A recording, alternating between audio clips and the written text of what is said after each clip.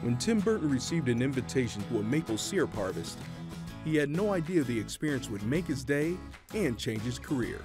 After we collected all the sap, we all went back down to the sugar house, which was very small. It was kind of like a lost social aspect of the way things were back in the day. Friends, families, and neighbors would come together, and they would all help. It was really interesting to just observe this and see a group of people over in one part of the sugar house boiling the sap, and then there'd be another group of folks catching up on local gossip, and then there'd be another group of folks over on the side, cracking jokes and things like that. And so it was the lost social aspect of it that really intrigued me. I went home and I told my wife about this.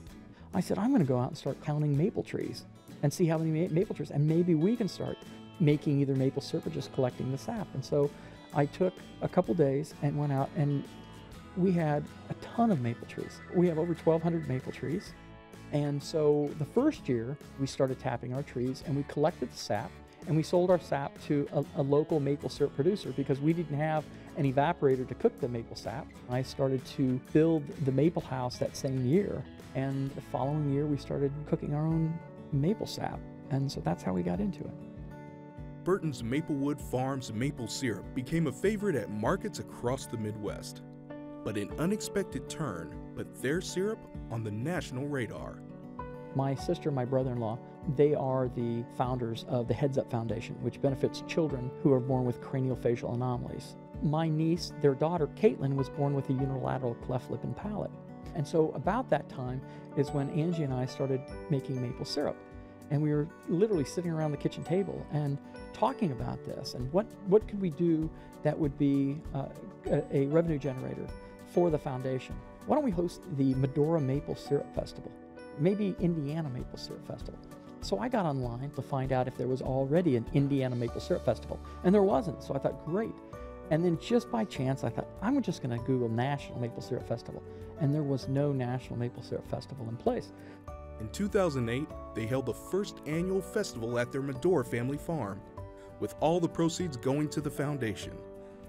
As the festival's popularity grew nationwide, it was relocated to Nashville, Indiana to accommodate the ever-increasing crowds.